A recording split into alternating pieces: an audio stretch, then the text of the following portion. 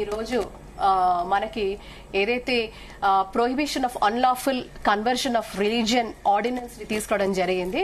మీరు చూస్తే ఉత్తరప్రదేశ్ లాంటి రాష్ట్రాన్ని తీసుకుంటే దాదాపు సుమారుగా 51 నుంచి 60 కేసులు నమోదు చేశారు, దర్యాప్తు చేస్తున్నారు. పనిష్మెంట్స్ కూడా వాటికి ఉంది. ఇందాక మీతో చెప్పినట్టుగా తీవ్రతను బట్టి, అంటే ఇన్ టర్మ్స్ ఆఫ్ ఎంత స్థాయి వరకు వాళ్ళు వెళ్లారనే దాని మీద ఒక ఆర్డినెన్స్ చట్టం తీసుకొచ్చారు. 51 కేసెస్ వరకు రిజిస్టర్ చేయడం జరిగింది. ఇక్కడ ఏంటంటే స్టేట్ చట్టాలు తీసుకొస్తున్నారు. అంటే ఇప్పుడు ఇక్కడ ఏంటంటే states also have that Liberty. ఇప్పుడు అదే తరుణంలో కూడా అటు తెలంగాణ రాష్ట్రంలో కూడా ఇటువంటి చట్టాన్ని ఒక ఆర్డినెన్స్ ని తీసుకురావాల్సిన అవసరం ఉంది. ఎందుకంటే ఆల్మోస్ట్ ఒక 9 రాష్ట్రాలు, అది పొలిటికల్ ఎజెండా కాదు. ఎప్పుడైతే మీరు గుర్తుపెట్టుకోవాల్సిన అవసరం ఏంటంటే అధిక సంఖ్యలో ప్రజల ఆకాంక్షే ప్రభుత్వాలు వినాల్సిన అవసరం ఉంది. ఇర్రెస్పెక్టివ్ ఆఫ్ పొలిటికల్ పార్టీస్, అక్కడ సఫరెన్స్ అనేది ఉంటే తప్పకుండా కూడా అక్కడ స్థానిక ప్రభుత్వాలు, అది రాష్ట్ర ప్రభుత్వాలు తప్పకుండా కూడా ఇటువంటి నిర్ణయం తీసుకోవాల్సిన అవసరం ఉంది. అండ్ మరీ ముఖ్యంగా ఇందాక నేను ఒకటే చెప్పాలనుకుంటున్నాను, try to think about this aspect and holistically మనం ఎప్పుడైతే ఆలోచిస్తామో, అంటే మతోన్మాదం కాదు ఇక్కడ. ఎందుకంటే ఈవెన్ ఇప్పుడు హిందూ గ్రూప్స్ మాట్లాడితే రాడికల్ హిందూ గ్రూప్స్ అంటారు.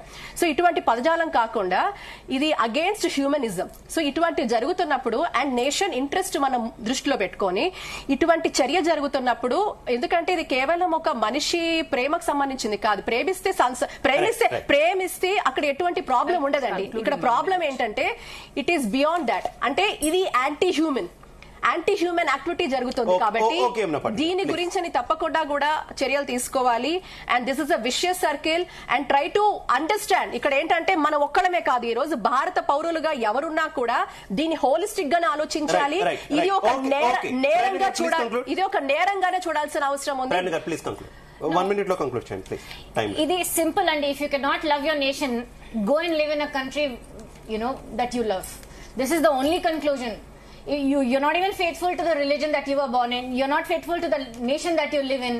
Your faithfulness lies with another nation, with the enemy nation. It's better you go and live in that nation. This is all I can say. It's not about me belonging to a radical Hindu group. This is about nationalism right now. You're not even standing with the government that is supporting you. Imagine if this was the Congress government right now in power saying that we don't need the army, we don't need the navy, we don't need the air force. This was said by Rahul Gandhi recently. We just need to support our farmers, we need to support our okay Pradnagar. Okay Pradnagar. Usha gar conclude please.